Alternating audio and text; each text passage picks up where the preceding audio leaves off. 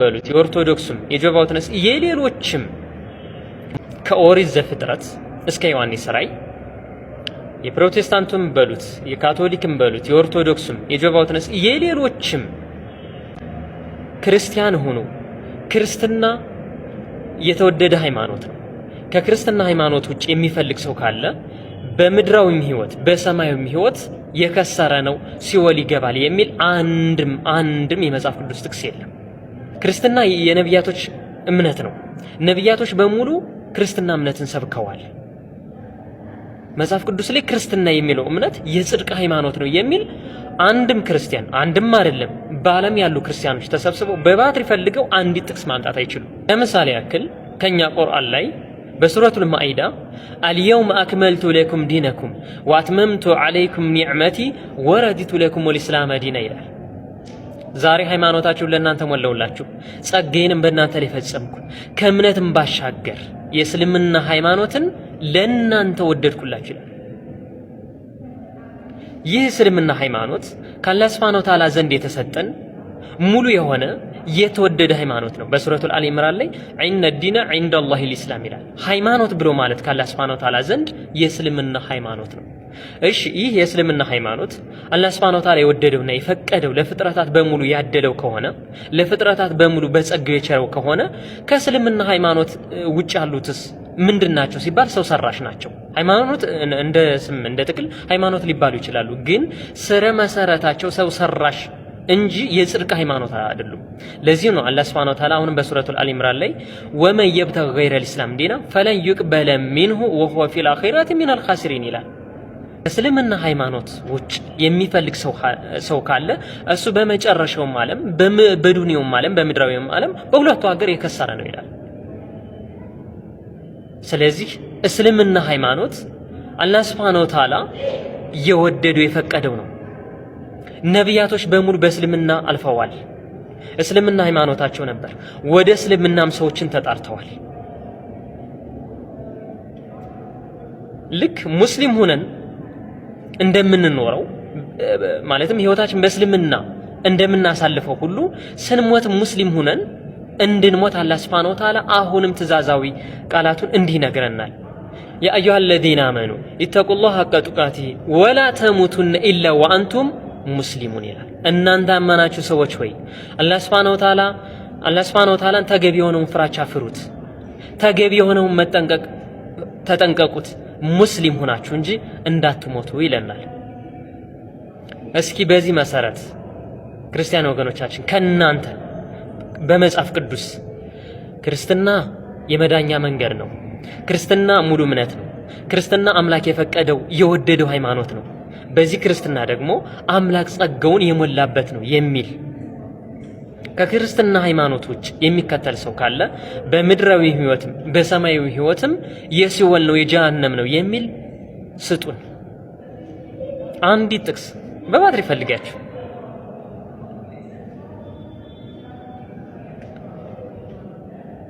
ስለዚህ ክርስቲያን ወገኖቻችን ሰከን ብላችሁ እንድታዩት ባንክሮና ባትክሮ እንድትመለከቱት አሁንም ቢሆን አደራ ይምለውና አሁንም ቢሆን ሪኮመንድ ማደርጋችሁ መጽሐፍ ቅዱስ ይነበብ ነው። በእርግጠኝነት መጽሐፍ ቅዱስን ያነበበ ሰው ሙስሊም ይሆናል። ለምን? ለምሳሌ ያክል ኢየሱስን ነብይና ሰው እንድንለው መጽሐፍ ቅዱስ የሰጠን ስያሜ እንጂ እኛ ሙስሊሞች ጥላቻችን ወሰን አልፎ የለጠፍንበት ስም አይደለም። ኢየሱስን ነብይና ሰው እንድንለው መጽሐፍ ቅዱስ ራሱ ኢየሱስ እንዲሁም በጊዜው የነበሩ ሐዋርያቶች በጊዜው የነበሩ የዓይን እማኝ ሰዎች የሰጡት ምስክርነት እሱም ስለራሱ የሰጠው የማንነትን መግለጫ ነው። ኢየሱስ የሙስሊሞች ወንድም ነው ስንል ይገባኛልና የባለቤትነት ጥያቄ ሳይሆን መጽሐፍ ቅዱስ የሰጠ መረጃ ነው። መጽሐፍ ቅዱስ የሰጠ መረጃና ማስረጃ ነው። ለምሳሌ ያክል ስለ ነብይነቱ በማቴዎስ ወንጌል ምዕራፍ 10 ከቁጥር 40 እስከ 41 ላይ እንዲህ ይላል። ሐዋርያቶችን ወደ ሆነው ቦታ ሲልክ እናንተን የሚቀበል እኔን ይቀበላል፣ እኔን የሚቀበል የላከኝን ይቀበላል፣ ነብይም በነብይ ስም የሚቀበል የነብይን ዋጋ ያገኛል ይላል።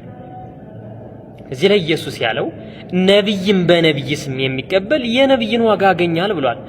እኛ ሙስሊሞች ኢየሱስ ነብይ ነው ስንል ከራሱ አንደበት የወጣውን ቃላት መረጃና ማስረጃ በማድረግ እንጂ እንዲሁ ከኪሳችን አውጥተን የለጠፍንበት የጥላቻ ታልጋ አይደለም። ይህን ልትረዱልንና ልታውቁልን ይገባል። ሰው በመሆኑ በዮሐንስ ወንጌል ምዕራፍ 8 ቁጥር 40 ላይ እውነት የነገርኳችሁን ሰው ይላል። ኢየሱስ ሰውና ነብይ ነው። ለዚህም ደግሞ አራቱም ወንጌሎች ብሉይ ኪዳንም በሉት አዲስ ኪዳን ጽኑ እምነትና ጽኑ አቋም አላቸው። ኢየሱስ ራሱ በማንነቱ ማን ብለን እንድናምንበት ሲፈልግ ነብይ ብሎ ነው ያስተዋወቀን። እኛ ነብይ ነው ብለን መስበካችን ነብይ ነው ብሎ መመስከራችን ይሄ እንደ ክፋት ወይም ደግሞ እንደ ተንኮል የሚታይበት አንድ ምክንያት የለም። እንደውም እኮ መወገዝ ያለባችሁ እናንተ ናችሁ። ኢየሱስ ያላስተማረው ሁኑም ያላለውን ምን ተከታላላችሁ? ኢየሱስና ክርስትና እኮ በምንም መልኩ በምስራቅና በልክ ምስራቅና ምዕራብ እንደሚራራቁት ሁሉ ከዛ በላይ የተራራቁ ናቸው። ክርስትናን ኢየሱስ አያውቀውም።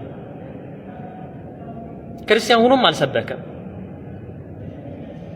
ሁኑም አላለም። እሱም ስለ ክርስትና እምነት አንድም ፍንጭ የሰጠበት ነገር የለም። ታዲያ ምንድነው ሲባል ምንድነው?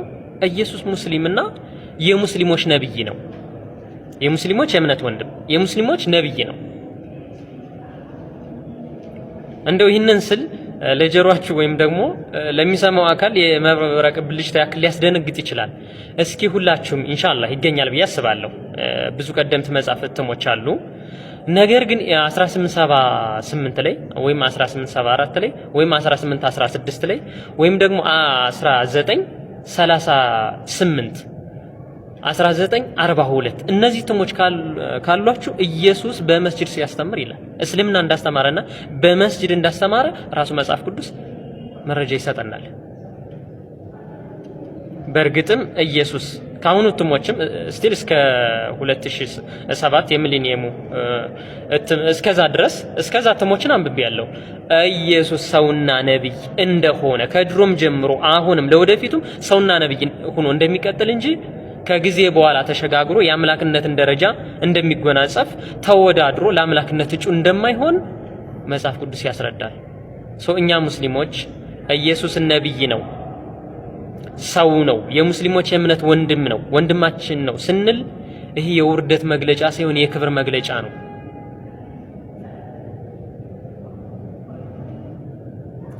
እኛና ሐዋርያቶች ተመሳሳይ ወይም ደግሞ ጽኑ እምነት አለን። ተመሳሳይ እምነት ሐዋርያቶች ኢየሱስ ምን በመሆኑ መሰከሩ? ነብይ በመሆኑ አንተ እንደላከኝ በእርግጥ አውቀዋል፣ ካንተ እንደመጣሁም አምነዋል ይላል።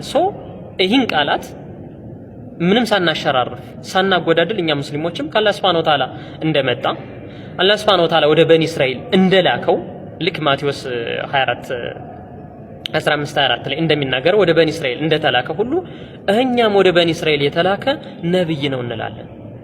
ሙስሊሞች ላይ በባትሪ ተፈልጎ አንድም ጥፋት አታገኙባቸው። እኛ ሙስሊሞች እንደ አይሁዶች ኢየሱስን ዲቃላ ነው አላልንም። ከተከበሩት ከተወደዱት ነቢያቶች አንዱ ነው። ኡሉል አዝም የሚባሉ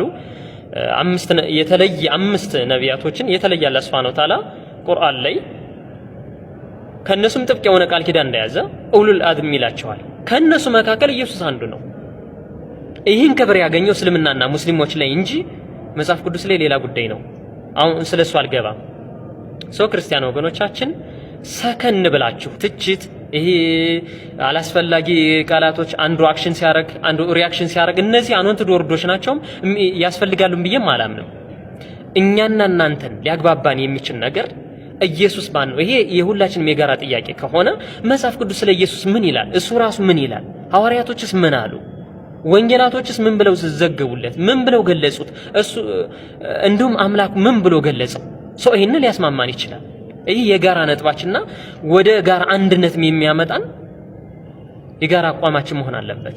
መጽሐፍ ቅዱስ ይነበብ ነው። ይሄን ነው ልላችሁ የምችለው። ኢንሻአላህ ተዓላ ሙስሊም እህት ወንድሞቼ ይሄ መልእክቴን ለእያንዳንዱ ክርስቲያን ወገኖቻችን አድርሱላቸው ኢንሻአላህ። በዚህ መልእክቴ በዚህ ሰበብ አንድ ሰው ሐቅን ሊይዝልን ይችላል ኢንሻአላህ ተዓላ ሸር እንድታረጉልኝ ነው።